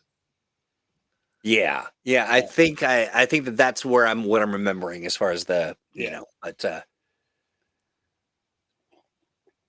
something else. Yeah, and it's not his Basho. Yeah. So at the end of day 10, start of day 11, this is how things look. And our top 3 stayed our top 3, but our next set dropped down to 2. Yeah. So Abi and Takeru Fuji are in there. These are the only ones that have the Kachikoshi yet, the ones listed in green. Yep. And yeah. Sorry, I'm laughing. I'm just waiting for the results of our Fantasy Oyakata. What? I said I'm just thinking about the results for our Fantasy Oyakata, what all of this Should I means. speed it up so we can get to that? Oh, no. I mean, yeah. No. I'm just each day opens up a new sort of evaluation of my picking. And sort of pain. yeah. Yeah, we see Ura has gotten his Makekoshi. We look down at the bottom and who's hit Makekoshi. Yeah. Right? Ura and Oshoma and Churanomi and Koto Shoho and Ryuden. Yeah. Ryuden's just not looking good at all. Yeah. Yeah, and that was Shoho too. He started his first couple of days were all right, and kind of like Shishi. Yeah, but he just couldn't buy a win in the middle. No. And then looking at the middle again. There's Shodai just hanging on there, right with Kirishima. Kirishima clawing his way back. Yeah, right? He was 0-5. Now he's 4-6. Yeah. Climbing back. Atami Fuji. Look at the names we got there in that 4-6 chunk. Some good. I mean, Roka's not doing bad. Yeah. And this is the point in the tournament where you can. We always say it, right? We count the tournament in thirds. Yeah. This is after 2/3. Yeah. So after 2/3, 4-6. If you perform exactly the way you did last time, you're going to wind up being 6-9. Right. So you don't want to do that. You need to do better than you did in the previous chunks. Yep. Our 5-5s there. Endo, Midori Fuji, and Tamawashi. Tamawashi, Yeah, absolutely. Turned 40, and he's still going 50-50 in the. That is something. I mean, yeah. At the age of 20, I couldn't be doing what he's doing. Yeah. So let's see what happened on day 11. I'll tell you what happened. Looking at my notes, I have very few matches. I've got our 3 leaders and 2 other matches and a bout of the day. What was the bout of the day for day 11? Ura and Hiradomi. Yeah, that was a fun match. Yeah, and also I've got. I mean, of course, and I need to move my. I don't know how to even what the terminology is, but I've got to get off of watching Shodai's matches. Like I just got to. In so much as it's, Atama Fuji is a great watch, but it just that was a good match actually. Yeah, it was a good match. Shodai fought, but it also was just like, it's you would expect more from him, be given his past and his history and all that, but But it's again like my fixation. We'll call it my fixation on a losing Shodai is not make for best podcast. Well, yes, there's only so much. If we're not watching the bouts, there's only so much to say. Oh, Shodai did it again on day 11. Let's look at day 12. That's right. Shodai did it again. I know, right? Yeah, this is not the we are disappointed in Shodai podcast. So we can do a sub podcast. We could, and it would be a long one. It would be about 4 hours. All right, what's next? At the Abi and Onokatsu managing to get an 8th win. Yeah. There. Which is great. Again, sucking it up last tournament and making me rue it, not picking him this tournament. Yeah. Continuous ascent. Oh, good. Abi's up there in that 8-3, that 8-win category already. Yeah. But he just, I don't know. Abi pisses me off a lot. Yeah. Yeah, he does. He also just seems to, like days like this. Onokatsu beat him, but Abi, I don't know, some different Abi showed up. Interesting. Why do you say that? He just wasn't fighting. Yeah, all the people he's beaten so far, I didn't think that Onokatsu had much to threaten him with. Oh well. Yeah. And I also have, I wish I made better notes in this, but lower down, the Churanomi and Nishikigi fight was surprisingly good for 2 guys who only had 5 wins between them coming into the day. Yeah. I think one of my favorite moments, just to jump back real quick because I'm looking at my notes. I'm clearly not making them in any chronological useful way, chronologically useful way. But I'm looking at there is a from day 11. There was a hilarious picture of. Let me see if I'm even talking about this right. My apologies. Yes, of Ura, doing some kind of in-air ballet. Like he just sort of looked like he was swimming, but he was just like he was kind of doing a spin. It is incredible. I'm just going to show it real quick because I just want you to see it. Okay. Let me see if this will work. Let's try not to break this. It was pretty awesome. And I'm working on my art installation, which is hovering sumo. Hovering sumo, yeah. Yeah, there we go. Oh, yeah. It's just so good. It's sort of like a very right. Yes, that's the one. The announcers were very surprised that Ura was given the win to this. Yeah, that's right. Yeah, and because he had pushed Hiradomi out, but I think Ura clearly landed first. Yeah, Right. and that was that's right. And it was surprising, and it was because of this heel, right? Yeah. Oh no, it was they just decided that Ura won. It was his move. One of those moments of and it was probably this hovering in midair and pirouetting. And what you can't really see in that is Ura is not just hovering; he's also rotating. Right? Yes, it's like he's on a spit because he lands on his back. It's something else, but that from our friends over at Reddit. Was that the one where he landed right on his bum, or when he landed like flat back? I think this is the flat. But I mean, just to there's no sport. I mean, there's great images coming out of all the sports where you see sort of these last minute sort of interesting things that go on. But sumo, there's something about these guys, these huge guys, just hovering like lighter than air. But anyway, so sorry, did I ruin your share screen? I don't know. Is my share? Is it? It's gone. Yeah, it's gone. I broke it. Oh no! It says it's still there. Why don't you stop sharing and share once more and see if that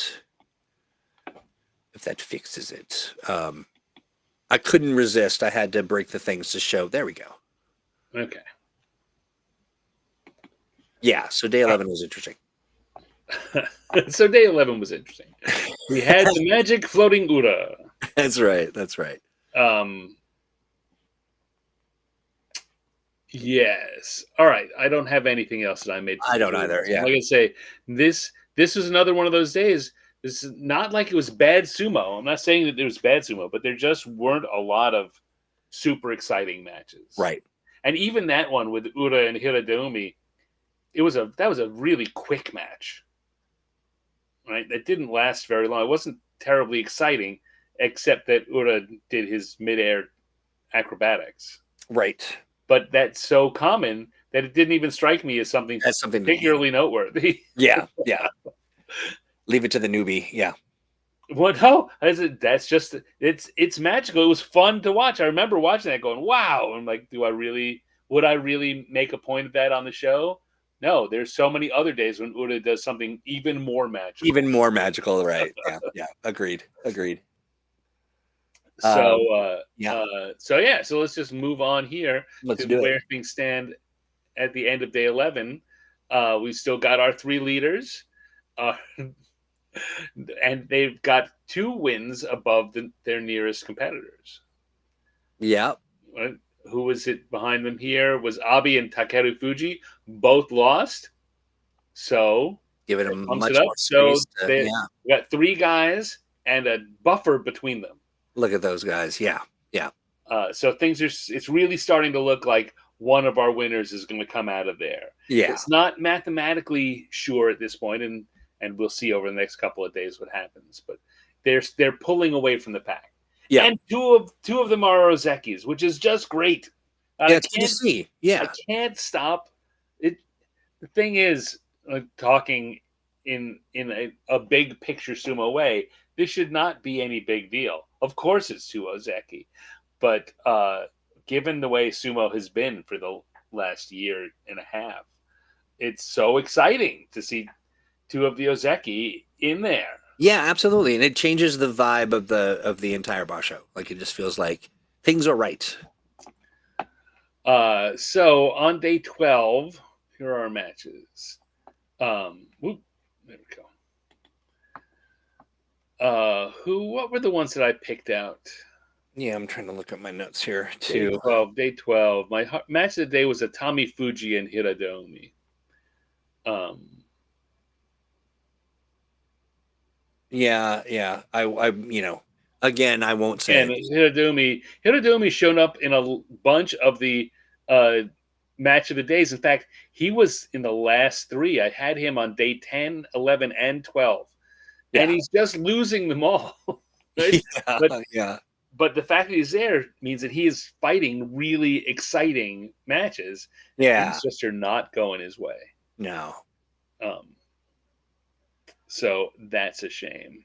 And this was a sad, or at least a definitive moment for Takeru Fuji, right?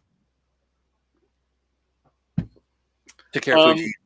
Well, certainly it takes him out of any contention at all. Yeah. He didn't. And for some reason he didn't bring it. Yeah. Right. He pulled one of those short, soft tachi against Ono Sato. Yeah. Which is then they were saying that in March, Ono Sato and Takeru Fuji were the ones who were vying for that Yusho, and Takeru Fuji took it. It was on day 12. I think it was this. It was day 12 in March that he beat Ono Sato to kind of take the lead, and he blew him off the dohyo. Yeah. So it was really surprising. See, this is the next time they fought after that. Right. That Ono Sato certainly seemed to come to that fight with that memory in mind, right? Because he came up and he was ready for all out. Yeah, he wanted Smash Fest, and Takeru Fuji just wasn't, and he didn't have some kind of clever thing to go along with it. He just kind of didn't bring all of his guns to bear, and Ono Sato devoured him. Yeah. Let me see here. What Abi and what I just wrote this down. Abi and Wakatakage. This is where my notes get even a little more murky. Abi and Wakatakage, yes. Yeah, Abi and Wakatakage. What about them? I have no idea. I just wrote them down. I wrote down that that's something we should talk about. Oh, was it that Abi? Was I surprised that Abi beat Wakatakage? I think that it might have been.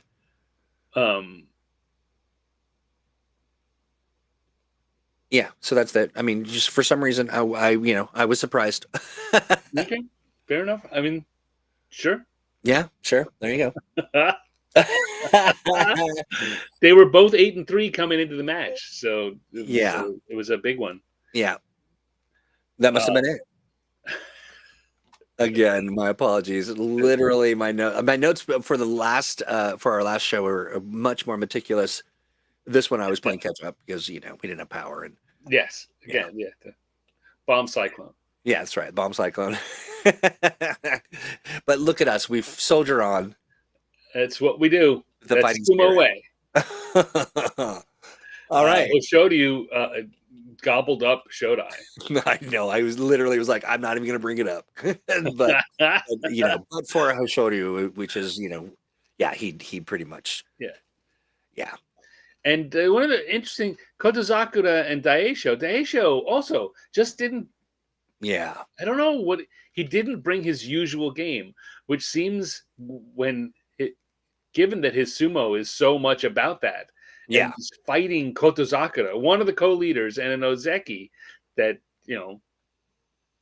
he would not bring that, and it was just mystifying. Yeah.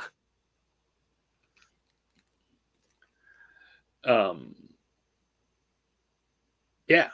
You know, I mean, from day 12, looking back on this, and this is, to be just perfectly frank, one of my favorite Bashos. And I think for good reason, because I'm, where I'm at in learning about sumo, but also just it was some really great. This has been a really good Basho. Super fun. Yeah.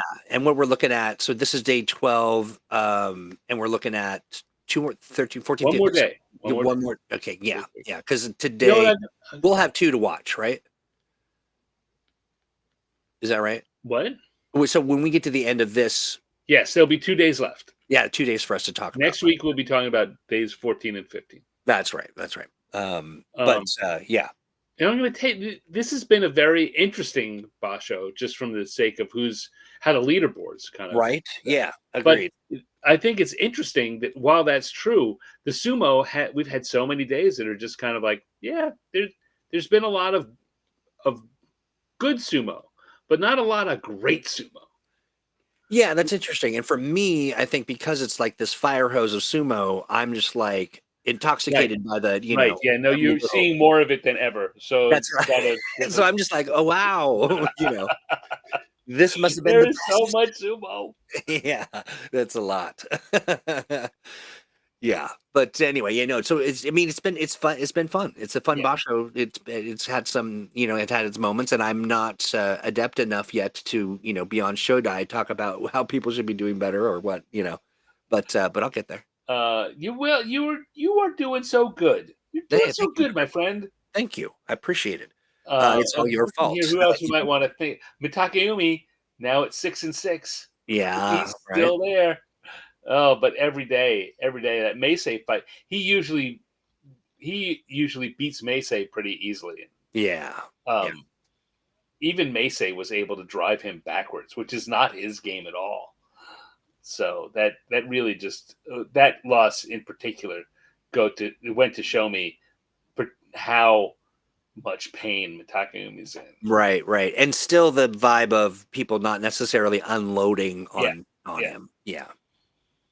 That was one. And Meisei, I looked at that one. I'm like, all right, well, here's a win he could get.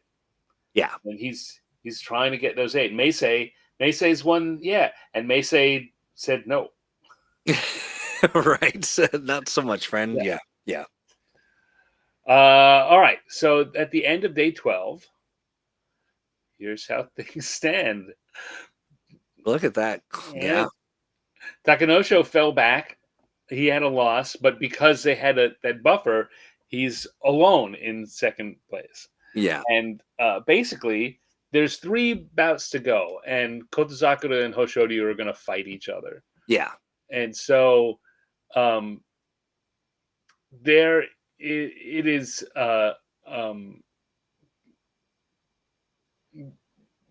Abi and Gonoyama have the slightest of mathematical chances of still being involved, right?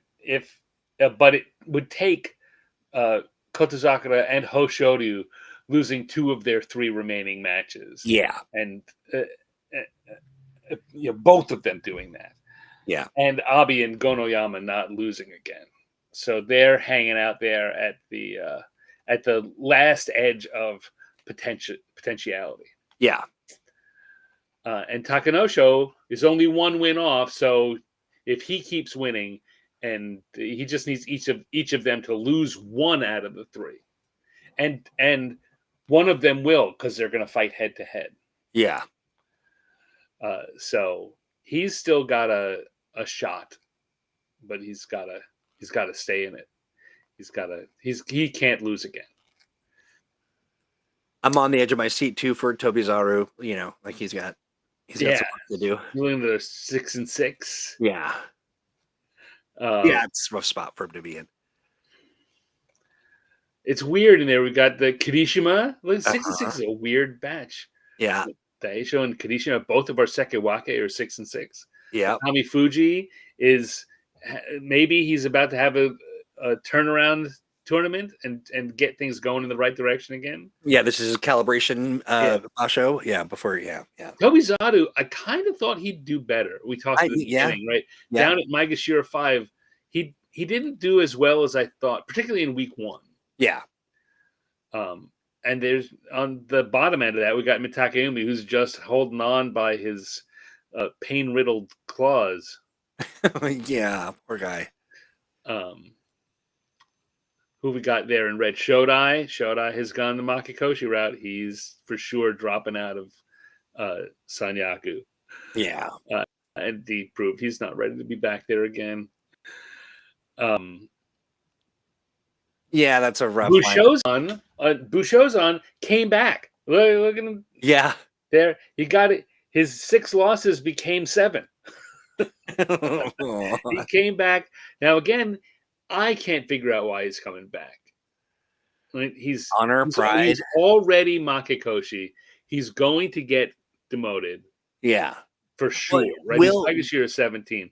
The only thing I can think is that somehow he's afraid that if he doesn't get 1 or 2 more wins, they might drop him all the way through Juryo into the 3rd division. And so you think it's mitigating the drop it was really what he's up to here.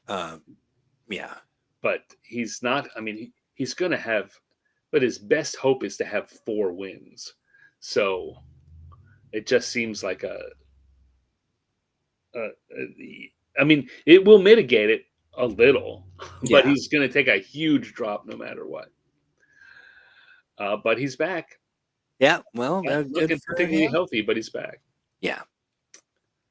Shishi has gone 3-9. He's most likely going to drop down. A good, first go, and then yeah. So let's see what happened on the day 13 matches. We had day 13 was one. It was so average that I felt like I had to pick a bout of the day. Right. Which one I did not pick anything else other than the leader fights. I see. If we were doing this, I would have nothing except the 2 leader fights. Now, surely you would have had something to say about Abi. I would sure have a lot to say about Abi. Yeah. I figured this would be a particularly angry-making match for you. God. Yeah. Yeah. Yep. I don't want to talk about it. Yeah. I mean, it's something, isn't it? It is. And he, one of the things that was kind of, listen, it's not against the rules. I get it. And for those of you who don't know Troy, so Abi pulled a big old stinking hanka today. A big one. Yeah. Against Takeru Fuji. Yeah. Right. And it was, it just really does seem cheap. And I come from the gentleman sommelier school of sumo. So it also, there's something about the look on his face that said, haha, look at me do this. Yeah. I'm doing it again. And, the first time it happened, when he kind of pulled that out, it's now become his signature move. Yeah. And the thing that bugged me even more, maybe the reason I didn't put it on there was that watching it on Kitamayama's feed, they had the NHK English announcer, and he was saying at the end that Takeru Fuji said, "Well, it's Abi, and Abi will do that. You got to be prepared for it. You got to know there's a possibility. He's done it enough. You can't just go diving off like that." And I'm like, "No, that is just exactly what I don't want." Well, and that's so basically what he's done. From someone like Abi. Yeah. What he's done is he's normalized it. It's his signature move now, and people are, not a. I did analyze the crowd a bit more than I would normally, and it seemed like not a lot of cheering. Yes, and in fact, the announcer, NHK announcer, also said that. Well, the crowd, they don't particularly love it, or they're kind of torn because they're rooting for Abi. He's a local guy, but they don't like it. Yeah, not a lot of cheering for a 10th win. That's his 10th win, which usually will get a big cheer.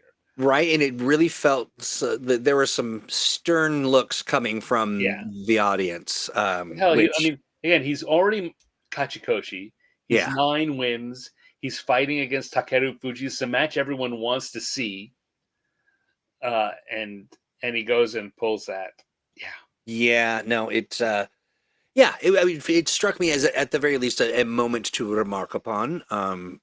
But it did seem like he was a little smug. Yeah. Yeah. Screw you, Abby. And Abby is kind of saying, "Screw you, Stan." Yeah, I know he is. I know Yeah, he's taunting me. this has been personal. Yeah. My match of the day was Tobizaru and Shodai. Yes, yes. Just after I made my commitment to not talking about Shodai, but yeah, Yeah. no, I mean, It good. was an interesting match. I wrote down. Shodai, I don't know. I mean, Yeah. clearly you remember with people listening to us. Shodai got Tobizaru and got his arm locked up very early in the fight, and Tobizaru, despite being smaller and having one of his arms be useless, still beat Shodai. That's right. That's right. And I put down, if I were to hire an assassin to get Shodai, it would be Tobizaru. Yeah. So yeah, there you go. It was such a and again the announcer was talking about it. Such a unique move because say Shodai locked that arm up, and the way Tobizaru beat him was by not resisting with that arm. In fact, making that arm go loose so that Shodai couldn't use it against him. That's So right. Yeah. he's locking it up, and all he's really done is take his own arm out, like because he's so busy tying that arm up that he can't do anything with that side, which. Fascinating and real technical. It felt like a very Yeah. clear, yeah. And it unbalances him, and that's really what undid him. That's why Tobizaru was able to beat him, was he took advantage of the fact that Shodai was then unbalanced at that point. Yeah. Now, this was the one, or this was day, hold on, yeah, so on day 13, I felt like we would have something to talk about with Hoshoryu and Ono Santo. That was a good match. That was a good match. I mean, it was very interesting, and one of those moments where you're just really impressed with how the Gyoji do their thing. I mean, we see them more right than they're wrong. Right. At moments where you're just like, what the hell even happened? And how could he not see, how could he discern that his heel hadn't stepped out of the, and it was just very interesting, but yeah, it was another one of those moments where you kind of think about the Gyoji and they almost have like this preternatural sense or skill, or they're stopping time or something's happening, but it was their training is to be at to move around the ring, stay out of the way, but have a good angle on things. Yeah. And sometimes you just can't get a good angle. Yeah. Yeah, that's right. That's right. But so it was very interesting. That was an interesting match. I thought it was. Yeah. The two matches I have, and you're right, I would have picked that as an interesting match anyway, but I had it on there because it was one of the leader matches. Right. But yes. Remarkable, I would say, in that we are remarking on we are remarking on it. And I don't know, I feel Ono Sato having what could be the worst tournament of his top division career. He's already got his Kachikoshi, so it's not going to be that bad. But right. But some of us were expecting a little more, maybe. This one, this is the one where Ono Sato wound up going down on his belly, right? Yeah. I watched that and I thought that really was his own fault. He got very excited that he could push Hoshoryu out, that he had him in position, and he lunged forward to do it rather than step forward. I think that, and I think part of that is Hoshoryu's got him a little scared. Hoshoryu knows can beat him and has proved. So he knows that if he steps in, that opens up the possibility that Hoshoryu will grab his belt and make some kind of great throw. But by lunging forward and throwing him off balance, he he put himself in a position where Hoshoryu was able to uh, give a little extra yank on the arm and olay him and send him Yeah, flying. and this was I wrote Yeah, down neck, which was how, if I'm recalling, Hoshoryu got yeah. him out of the ring with the chop to the neck, which is always sort of, that just gets me. I just think about, would I be able to survive that just, anywhere? And the answer was no. Yeah. I tell you, the Yeah. note I have for today was ho hum sumo. Oh, this Ho today hum was ho sumo. hum sumo. Gotcha. Yeah. Um, Again, for me, it's all like lights, camera, action, sounds, the whole thing. And so right. I'm not quite as grizzled a veteran yet to know. I mean, Yeah. it feels exciting, It's a lot of matches that had a lot of meaning, but they were. Yeah. I don't know if it struck. They were all pretty quick matches today. Very very quick matches, Yeah. and Yeah. No, I that's get the that. kind I of get thing that. that I'm looking at. It's like, but looking over here at the list, so one of the ones that's standing out to me is Mitakeumi gets his 7th win. That was Yeah. that was a weird one. That's Shonan right. Naomi, Who is he? Yeah, um, Shanomi. Yep. Yep. Yep. Yep. and Shonan Naomi just again we've been talking about it. The fact of the matter is that Mitakeumi can't uh, can't put up a defense, and Shonan Naomi let him Yeah. take control of the match. It just seemed like Yeah. such a dumb way to fight him. And Yeah. Yeah. When he should have. Yeah. You're and right. again, like Yeah. if he's going forward, Mitakeumi still has his moves and his strength, and he can do it, and he proved that in this match to get his 7th win.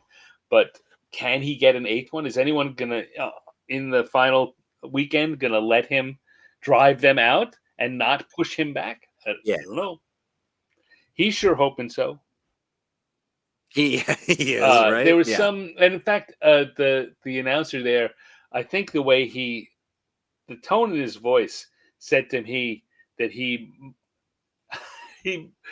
uh,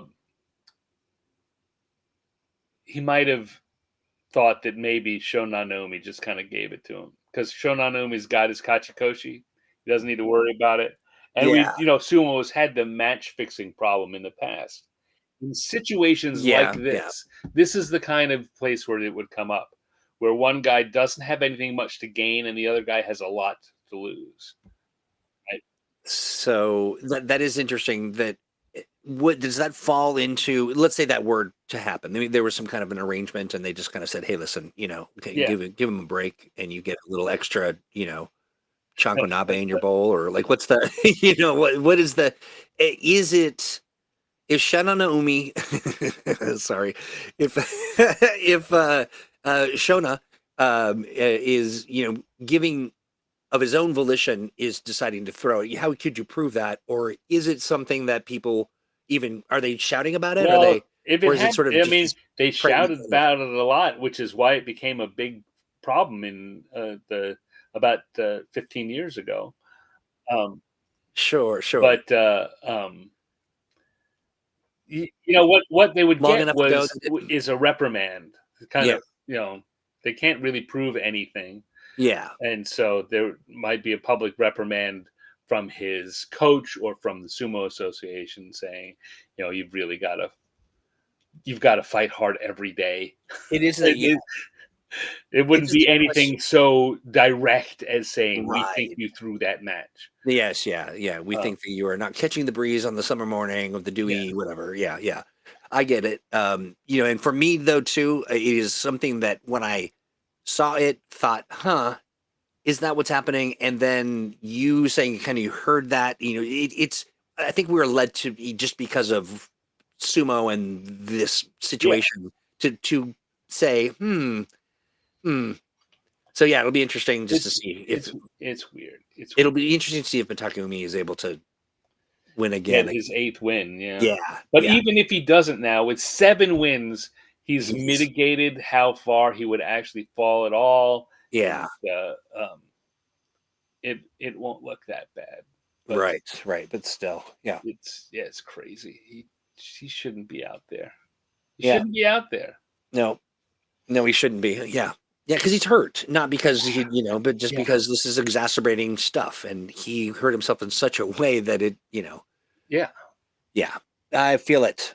We've talked about this All before right. in the past. So at the end of day 13, this is where things stand right now. Yeah. We've got Kotsakura and Hoshoryu both at 12-1 with a 2-win buffer between them, and they've got to fight each other. So they can't possibly both lose twice. Right. So one of them is going to win the tournament. And Ozeki is going to win this tournament. See, look at that. Like, all things are where they ought to be, nearly. Yeah. And Hoshoryu continues to look like a man on a mission. Yeah, yeah. Kotozakura, of the two, Kotozakura's dodged a few bullets more than Hoshoryu in this tournament. So we'll see. It's possible that we could wind up with a 14-1 Kyushu, which is a really good score that we haven't seen in a while. Yeah. So yeah, it's gonna have an exciting final weekend. Who's on our cusp? So these people who are 7-6 and 6-7, they're the ones who may wind up coming to Stan's house. Right, as we say. Wind up 7-7 on Senchudaku on the final day. Yeah. And if we start here at the lower end, got Toki Hayate and Midori Fuji and Roga and Endo and Kirishima. Oh, Kirishima, he lost. Oh, it killed me. Who was it that he fought today? Kirishima lost to Gonoyama. Oh God, that was he needed to win that match. He really needed to win that match because I believe that his last two matches are going to be against Ozeki, and he's got to win them both now. Yeah, yeah. Kirishima has to win out, and I'm pretty sure that he's going to be fighting, Hoshoryu or Onosato or Hoshoryu or Kotozakura. Yeah. So not looking good, I would say, for Kirishima. Not looking good that he's going to get his Kachikoshi, which means he's going to fall out of Sekiwaka even. Yeah, bummer. Which is bad. Yeah. On the other hand, we've got Mitakeumi seems destined to show up on 7-7 on final day with his body as beat up as it is. Yeah, exactly. Who is he? Do we know who he's fighting? I could look it up. We know who he's fighting today. Yeah. Let me see. Let me grab my little app here, and it will tell me that on day 14,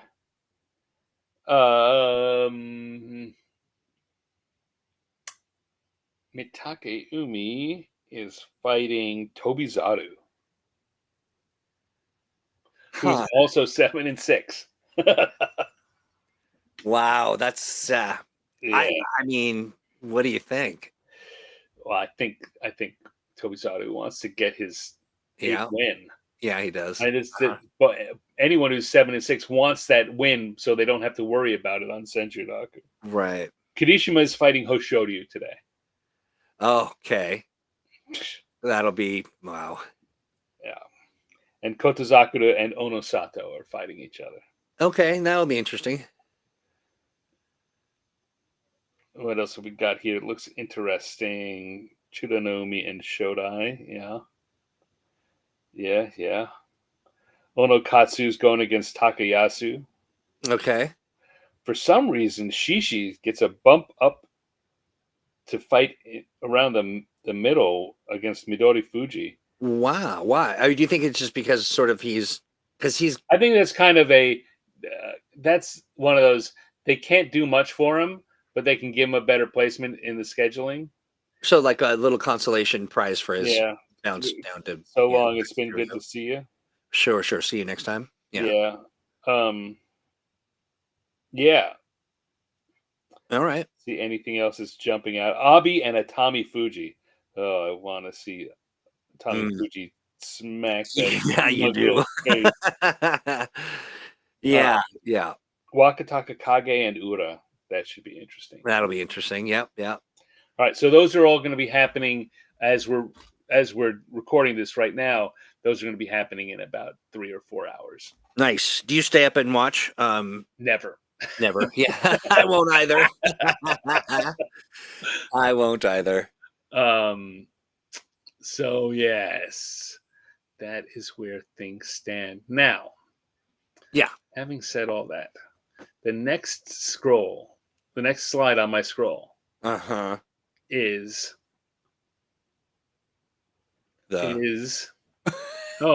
not showing up at all. Why is it not showing up? I don't know. Why is it not there? Did I not put that in? I thought I did. Stan likes to torture us. No, I didn't know. What was wrong with me? What did I do? I don't know. Oh, that was a mistake on my part. I did not add that to my list. Oh well. So I can do this. Here's what I can do. I can open that, and I can come to the screen here. I know it's so fascinating when I talk you through this. I love it. No, it's a little look behind the scenes. Replace the window, and I can show you. This is the thing that I was going to show you. This is what the Oyakata, fancy Oyakata looked like. I knew that's what it was. I knew it. I knew you knew. Yeah. I knew you'd figure it out. You're a smart guy. It felt like, so this is, tis what it is. And I say that because we're about to go and reveal how things look now. All right, that's right. This is, of course, for those of you who have been following, this is our fantasy Oyakata game. That's right. Interesting start here. Troy among here in third place, but only 2 points off the lead. That's right. So I'm still feeling like I'm there. I'm not show-dying it, but our new you're not show-dying it at all. You're right there in the mix. Yeah. Emma Levithan, the losers are the winners. They're in the lead. That's nice. Like 20 points above Irwan Iskandar. Another new person, and some guy named Stan. Is Stan, yes. And you are tied with Dave Lemon and a new guy named Arpege Jr. Biggie Robs. You and Biggie Robs. Yeah, my sumo, no, not again. Yeah. All right. So, having said that, let's switch the view again. Yes. So that we, instead of that, are seeing the other thing. There we go. Here's where things stand. Here's where things stand. So our best possible score now. So our best score before was 20. The best possible score is 49. Mm-hmm. And that's if you have Kotozakura or Hoshoryu, who are both 12-1, and Wakamoto Haru, which almost everyone did. Yeah, that's right. Wakamoto Haru. No, not almost everyone. Wakamoto Haru at 8-5. And Abi at 10-3. Yeah. And either Takanosho or Gonoyama at 10-3. Okay. And Chiyoshoma out of nowhere, leading the bottom group at So, where is it? Is this the one? Yes. Okay. Nice. Right, not that one. Yes, this one. Okay. So here, down at the bottom, we've got the Sky at 32 points. I think it's Skeeter. Tell us, Skeeter. It's a Skeeter feels like yeah. Maybe that's Ski Yip. No, I don't know. So at Onosato and Shodai, picked Shodai. That's his problem. Oh, wow. Kage, okay.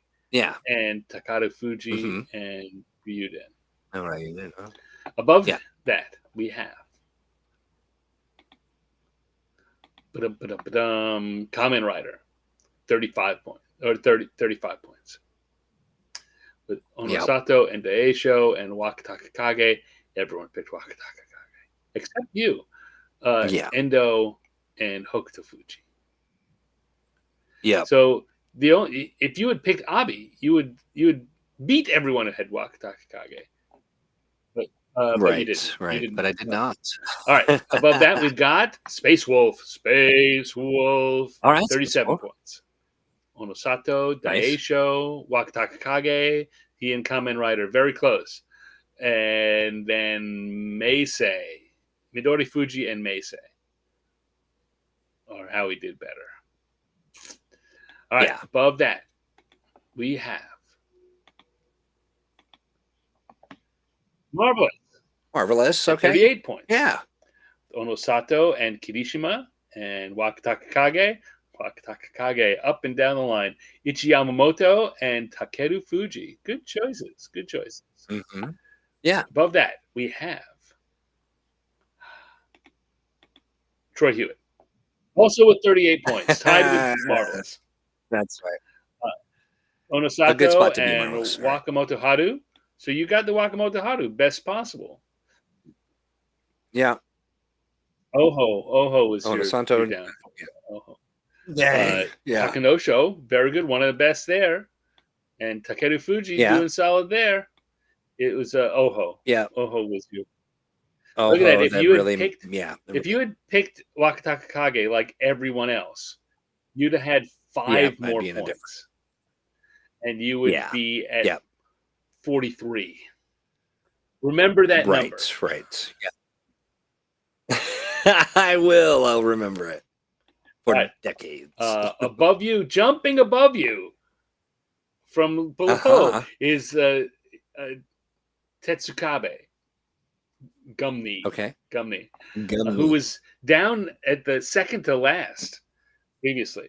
But he had Onokatsu Kirishima, Wakataka Kage, Takayasu, Takeru Fuji. It's good, good grouping. 39 good points. Mix. Above that, we have Arpage Jr., Biggie Robs. Biggie Robs all right. up to 41. Nice. Okay. So what did he do better than you? Oh, he did the Wakataka Kage. Yeah, that was a biggie. But he did worse than you somewhere because he's not 5 above you, right? He's right. What is that? Where is his picks different? Both had Onosato, Wakamoto Haru. He had Kirishima. That's a difference there. Yes, Kirishima, there we go. Right. Downfall for a lot of us. Both had Takanoshu. Both had Takeru Fuji. That's your difference. Yeah. There you go. Above that, we have David Lemon. David Lemon also with 41. David Lemon. David, that's David a good showing. 41. Onosato, Wakamoto Haru, Wakataka Kage, Takayasu, and Takeru Fuji. Nice. Dig it. Above David Lemon, we have some guy named Stan with 45 points. Oh, nice. Good picking, Stan. That's good stuff. Which I'm surprised. Kirishima is coming back has helped me a lot. Kotozakura. And see now, all these people who picked Onosato, that's kind of the thing. If you picked any of the other two, right? So we've only got 3 choices going on here, right? Because Teruno Fuji's out. So if you picked Onosato, you were at a disadvantage. And I very nearly did. I mean, so Kirishima, Wakataka Kage, Takanosho, and Takeru Fuji. And above, so we got 2 left. Above me is Shinoto, who also tied. So he and I are tied there. Shinoto. That's right. So you're still Zakura, Kirishima, Wakataka Kage, Gonoyama. He went the other way to tie here for best possible in that category. And Takeru Fuji. Yeah. And then could it be? It must be Emma. Emma's there, but she's also at 45. See, I was just going to say, I'm tied for that first place. Kage, Takayasu, who's not as good as Gonoyama or Takanosho. Takeru Fuji. And Yeah, so we have a 3-way tie at 45 points. And I what like it. if you had gone for Nice. Waka Takakage, you would have been at 43. 43. Yeah, yeah. Yeah. But So here hey, we go. We're coming in the what do final they 2 say? With days. some, you do some We medium. look here. Whoever wins, if Kotozakura wins, then Ichinoto and I have an advantage. If Hoshoryu wins, I think that's going to seal it for Emma. Yeah, and I got to tell you, Emma, you Right? made a good pick in She's also, Hoshoryu. I mean, again, yeah, Ichinoto and I are the same here and the same here. yeah, She's got Wakamoto Haru, who's already better than Kirishima. But yeah. if Wakamoto Haru gets a win, he'll do better than Kirishima possibly can. And like I say, I'm expecting Right. Kirishima probably to lose both of his remaining matches against two Ozeki. We've all got Wakatakage, and we've got 3 different in the middles: Takayasu, Gonoyama, and Takanosho. Yeah, Ken, that Takanosho Gonoyama is a tension between me and Ichinoto. And then that's we've all right. got Takeru Fuji down in the lower. So an exciting coming into the final weekend for our fantasy Oyakata Yeah. game. I'm stoked. You can still pull ahead of your grouping, and make a run at it. You could get in there into a second place, maybe. If Dave Lemon and Biggie Yeah, I'm Robs thinking, don't go too crazy. I don't know. That looked just to me like both of them have Yes. made some great picks. But I will say this: I don't feel bad about where I'm at. It's Yeah. not last place. Yeah, but Like I say, we see like sometimes- last time I was in last place, right? And it was all because I made one what turned out to be an unfortunate pick. I didn't say a bad pick. And I don't think that we should say that Oho was a bad pick. It's just that this category where everyone picked the same one, if you didn't pick someone who was, if you didn't pick Abi, like if you'd pick Abi, you'd have been one up on everyone. yeah. But if you picked right, anyone else, you'd right. be below everyone. That's right. Yeah, So sometimes Oho, it's just if that Oho way. can pull it together and add a couple of extra wins in there, yeah, Maybe, yeah. you're got a 3-win difference between there. That's something. That's something. Yeah, maybe. We All shall right. see. So let me switch what we're looking at back to the other one more time, and we can. Oh, not this one. You're I'm going back to going this back to one. The standings. yes. Gotcha. All right, so here we are. This is where things stand. We're coming into the final weekend. Saturday, day 14, and Senchudaku, day 15 on Sunday. And one of our 2 Ozeki is going to be the winner. It's an exciting tournament. I think we're going to have an exciting final couple of days. We got a lot of stories that are up in the air. So. Yeah. I think it's going to be very exciting. And I found all this. It was for me a really fun Basho, and I think a fitting end. I know that for some of folks who have been or steeped in the sumo, this may not have been the most exciting. I know. I think it's been a very exciting from the perspective of the competition for the U show. It's been a very exciting tournament from a perspective of matches that will be remembered for the ages. Well, it hasn't been that. Yeah, maybe not. That's all right. That's not. That's flash in the pan stuff. This is about who's records and who's doing well and who's fighting against each other. No one's really going to remember. That's right. Except the most egregious matches, like right, Bobby taking a big Henka on Fuji. We're going to remember that. Right. But, all the other ones, like I say, they haven't been bad. It's just been really kind of quickly accomplished sumo with kind of standard top level sumo. Perfunctory, yeah. That's pretty good. No, I feel that. Yeah, I mean, that's better than it's been in the past. We haven't had sloppy. There haven't been like a lot of sloppy matches and a lot of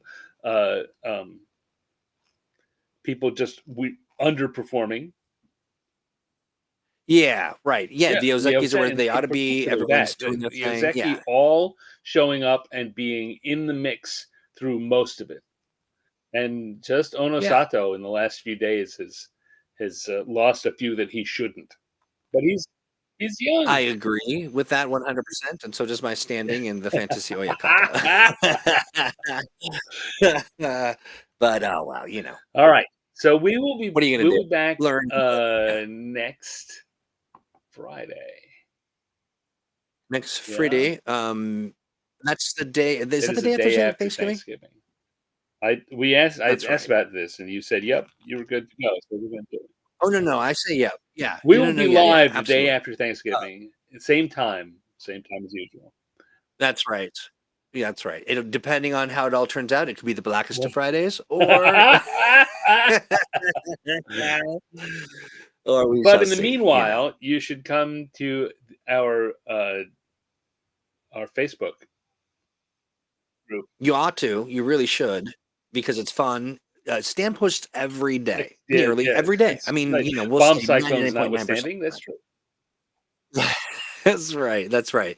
It's a great place to just talk about what's happening and get, you know, up to speed. If you were, you know, maybe you're not watching it, you know, every day, or maybe you are watching and you want to weigh in. It's the place to do it. Just you pick up. I mean, each day I start with this is where we're at, and just a couple of paragraphs of here's why you should care about so and so, or I'm noticing this, or so and so has pissed me off. That's right. It's good stuff. So yeah, maybe you want to come and see what I'm thinking at the start of each day.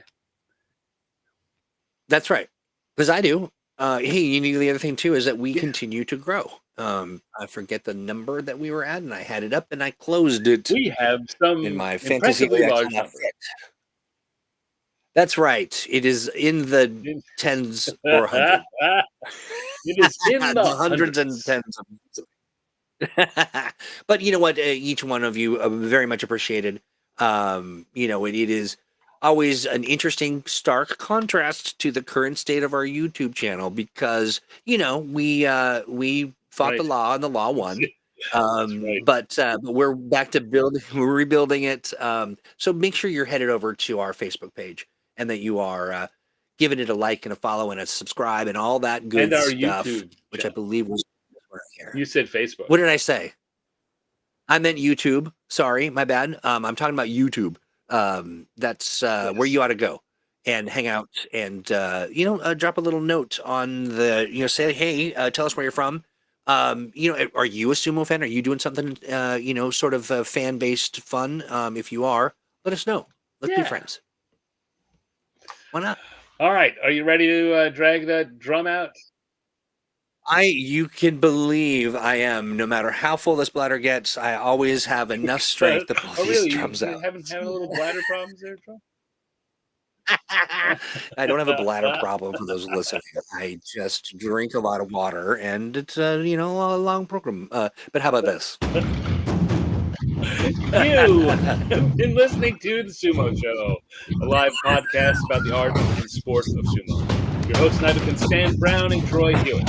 Production by Troy Hewitt. Sommeliering by Stan Brown, and initial charge Touchy Eye Troy. So until next Friday, when we will wrap up our coverage of the 2024 Kyushu Basho, we say to you, Ya mata ne!